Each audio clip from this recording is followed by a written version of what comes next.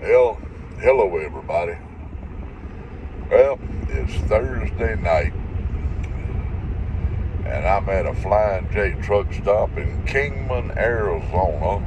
I'll be leaving here shortly, about a yeah, about an hour and 15 minutes. Headed on over to Van Nuys, California, which take me about 5.5 to 6 hours to get there.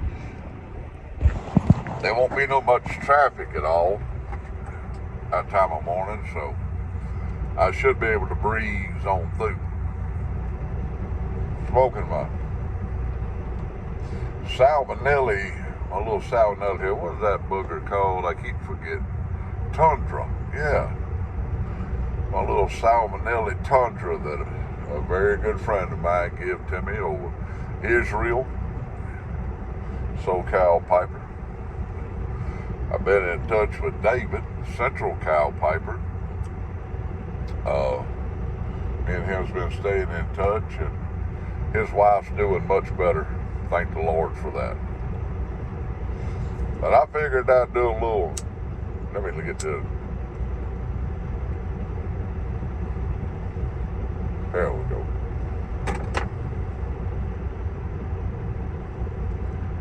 Smoking some Captain Black Cherry right now.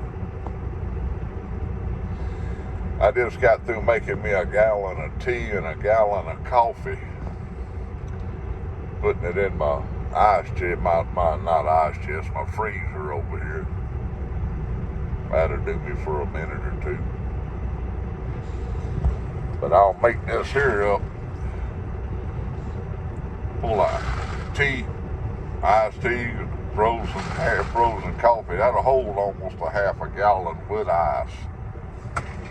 That'll last me a minute or two.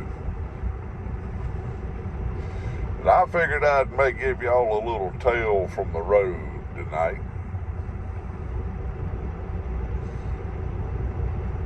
Several years ago, I was an owner-operator.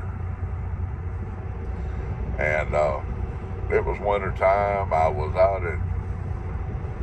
had been out in Oregon and Utah. These people, I tell you, they something else. The way they drive through here. Well, I had been having air compressor problems. See, what a lot of people don't realize is these trucks have a big old air compressor that runs your brakes. These trucks have air brakes, which are nothing resembling hydraulic brakes, like on a regular vehicle, car, pickup truck, whatever. A commercial vehicle's totally different. Well, my old Kenworth, I had been having air compressor problems all week. I had had to stop like 5 times that week and beat and bang and work on it. And one night it froze up on me. And as the air compressor is working, there is another little thing under there called an air dryer that removes the moisture from the air as the air compressor builds the pressure. And that little canister will get moisture in it. And what does moisture do when it's negative 40 or 50 degrees? It'll freeze up like a block of ice. I had been fighting this truck all week, and I had made it down into New Mexico. And I was going through a Native American reservation,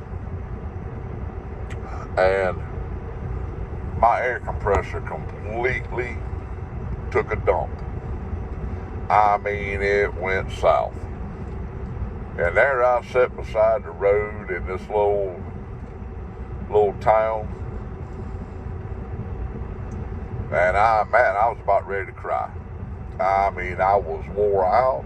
I was wore out.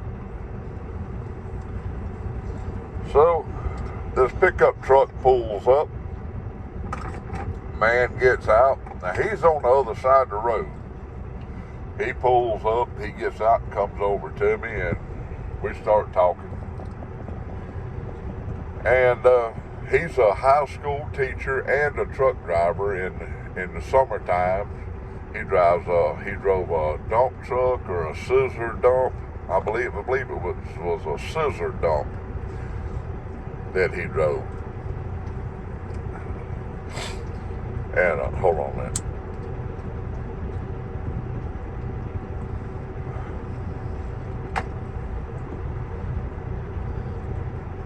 That Captain Black's still good tobacco. I don't care who you are. But we talked and talked. I was about ready to cry. I promise you I was. So frustrated. I didn't know what to do. And I found one air compressor. Now my truck had a Caterpillar engine in it, a 6NZ Caterpillar, which is an older model Caterpillar.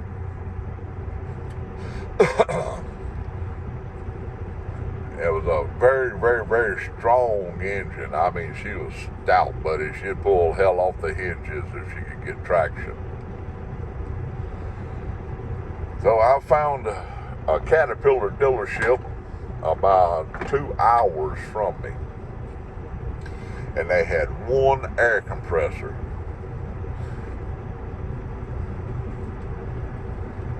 I'm kind of going in two directions here at one time. The lady that I was talking to at the Caterpillar dealership didn't even take no information from me for payment.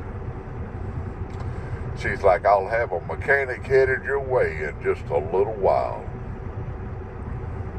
Didn't take my name, driver's license number, a check number, a credit card number, nothing. They just knew where I was sitting.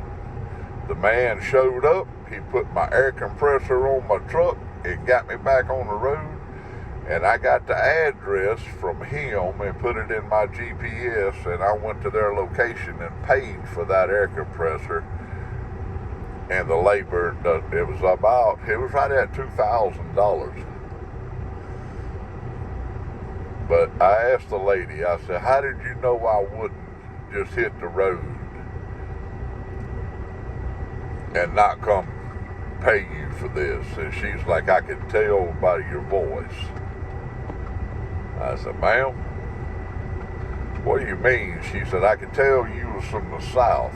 She said, I ain't never met nobody from the South that was a thief. Well, I've met a few, but fortunately she had not ever. But getting back to the fella that stopped, he was a Native American truck driver and high school teacher. He helped me so much that day by just giving me an ear, somebody to talk to. I forgot all about my problems. He didn't have to stop, but he stopped and he spent 2 hours there with me beside the road, standing there talking. The man told me, he said, I'll be back in a few minutes. I'm like, okay. I wished I'd have got his phone number. He said, I'll be back in a few minutes. The man left there and went down to a little store somewhere and bought me breakfast and brought it back to me. I'm like, fella, you didn't have to do that, but I greatly appreciate it. Be kind to one another, because you never know who the Lord's going to send your way. That man was heaven sent to me that morning. It really was.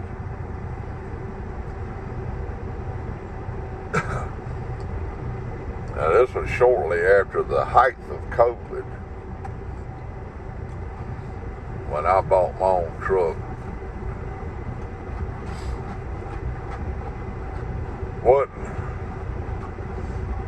6-8 months later, our government changed after the election, and everything went utterly sideways with fuel prices and freight rates. That's a whole nother story right there.